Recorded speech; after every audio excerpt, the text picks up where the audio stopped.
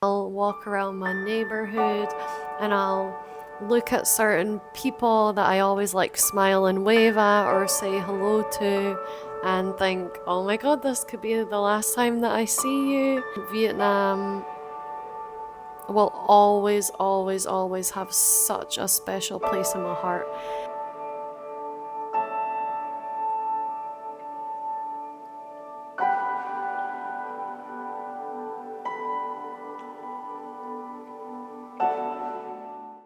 Okay, number one has to be the coffee.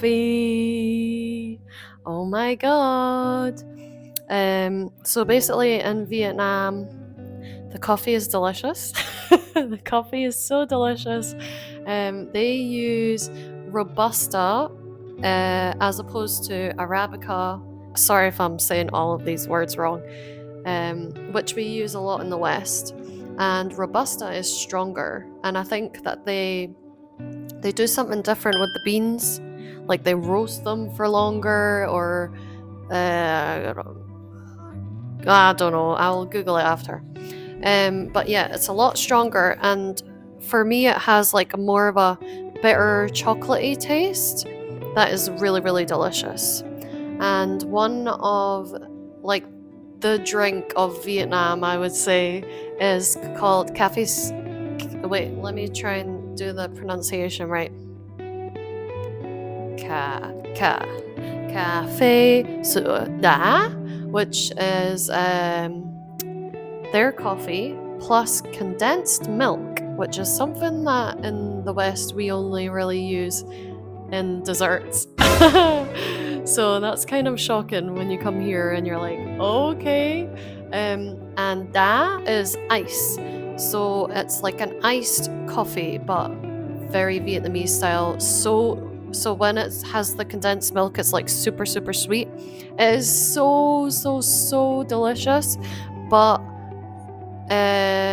for me personally, I have to drink it in moderation because number one, condensed milk is like diabetes, so what the hell?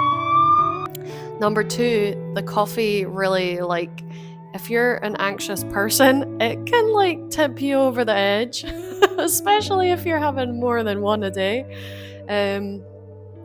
But it's so delicious. That's the main one. And then they've got choices, they've got options, so if you're a coffee lover, come to Vietnam. Other coffees that I absolutely fucking adore. Coconut coffee. The one that I really like is Café Copio, which is like kind of like coffee with blended ice and coconut milk. So it's kind of like a coconut coffee frappe, and oh my god, it's so delicious. So delicious. Coconut coffee. They also have egg coffee. This might be a little bit controversial, but it's the best thing ever. Don't knock it before you tried it. It's kind of a little bit like eggnoggy vibes. I think that might have condensed milk in it as well, or some kind of creamy thing. So they put the egg in it, and they put their delicious Robusta coffee in it, and oh my god, it's amazing. If you come to Vietnam, you absolutely have to try it. Anytime any one of my friends or somebody new comes here, I'm like, right, I'm gonna take you out, we're gonna have an egg coffee or a coconut coffee, you have to have one of them. Immediately, stat! Another newer coffee on the scene is salted coffee. Again, sounds really disgusting, but when they say salted, they balance it out with the sugar. Like, there's as much salt as there is sugar in it, so it's not just like literally like a coffee with salt in it. And it's usually like a kind of like salted cream kind of thing. Also extremely delicious. But yeah, all of these coffees are almost like desserts, so you really have to have them in moderation. They do have like Arabica, Western type coffees as well. Oh, which is going to bring me on to the next thing that I love about Vietnam. Oh, here are the sounds of Vietnam. I wonder if you can hear that. Am I going to miss that? Am I gonna miss that? You know what? When I went back to Europe after living here the first time, there was a part of me that missed the noise, the craziness, or it didn't, maybe I didn't miss it, but I just felt like, oh my God, where is that? My life felt kind of empty without it. Like because I come from a really quiet village in Scotland, so to go from this to that, it was like the silence was almost unnerving.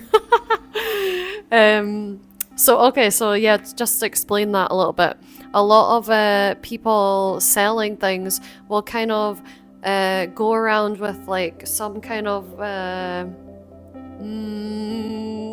what do you call that again? Like, not a wheelbarrow, but some kind of like container that they attach to their motorbike or a bicycle, and they'll just kind of like slowly drive around with either their fruit, their vegetables, whatever they're selling, little banana cake things, and they just like play a recording that in Vietnamese says what they're selling, and it's very loud, and all of the sellers are doing that at the same time. So it's kind of like a bombardment of your senses. So yeah, I'm not really gonna miss that, but it's funny how you get used to it, and then when you're in a different environment, you're like, whoa, it's so quiet now, it's fucking weird and it's freaking me out. Anyway, so what I was gonna say, the next thing that I'm gonna miss is the cafe culture here. Everywhere you turn, there are lovely cafes. I spend probably every single day in a cafe for a little bit, and I really love it because I'm the type of person where if I'm around other people that I know and I'm trying to like work beside them, I'll just end up talking to them. But if I'm in a cafe, it makes me feel less lonely because there are people around me working. It feels like we're all in this together, doing our little whatever we're doing. A lot of them would be studying or working, but at the same time, I'm not going to get distracted. And the cafes are very beautiful and aesthetic here a lot of the time. Depends on like what level of like how expensive the cafe is, obviously, but yeah, I love that because I feel like in Scotland there are cafes, but it's not really the same kind of vibe. It's like you would go to a cafe to catch up with somebody, and you probably wouldn't do it that often just because, you know, in the UK it's too expensive to eat out a lot, drink out a lot, go out a lot. Whereas in Vietnam it's way more affordable, so I feel like it's just it's a part of the way of living is to like be out of your house. I mean, correct me if I'm wrong, because I could be wrong. I am gonna miss, although I'll probably also still be able to do this in Bali, I'm gonna miss having my little motorbike slash scooter thing. It's a whole new level of freedom, just getting on your bike and driving somewhere, and there's something really therapeutic about it. In some ways, because the traffic is fucking crazy here, so it's not really always a relaxing drive. To be honest, it's really nice to be on the back of a bike, because that way you don't have to like be concentrating so much, because here you have to be on the ball all the time. I will talk in another video about the traffic here maybe. Yeah, so it's really nice to be on the back and just like watch life happening without kind of like the separation of a car window, I guess. It feels like you're more part of it. I don't know. I will miss how cheap it is here as a foreigner. It is really, really affordable here. I am in quite a basic apartment, but very central. I feel like I got a good price for what I have. It's quiet, which is rare to find here, and I pay 9 million dong, which is like not including bills and stuff, which is about 300 and something pounds. And I don't think you can really get that anywhere in the UK. But I don't have a living room. It's not super common to have a living room in Vietnam, whereas in the UK I would say like most houses have a living room of some sort. It's so cheap to eat out, it's so cheap to go to cafes, it's just very, very cheap compared to the UK. So you can kind of like live like a king, which I think like when Westerners first come here, it really, really blows their minds. It really, really blew my mind because at the beginning I was kind of living more of a bougie life. My apartment had a pool and I would go to like rooftop bars and I would be like, oh my god, rooftop bars, like what the hell, that's so bougie and posh. It's nice to have a little taste of how the others live, how the rich people in the Western countries might live. I will miss the smell of incense. This is funny because I remember when I was back in the West, you know, when I was walking around, I'd remember my time in Southeast Asia. I am somebody that's very like, I think I was a dog in a past life.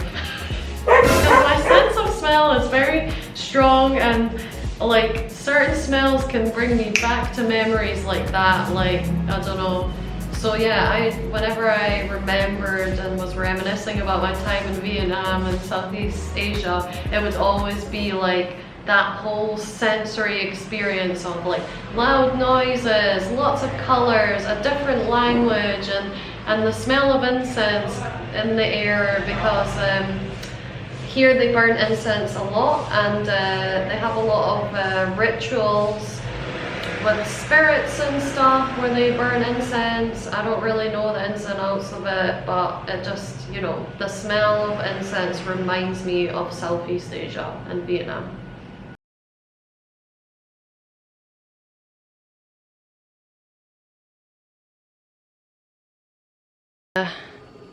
Oh my god, is that a chicken wing? What the hell?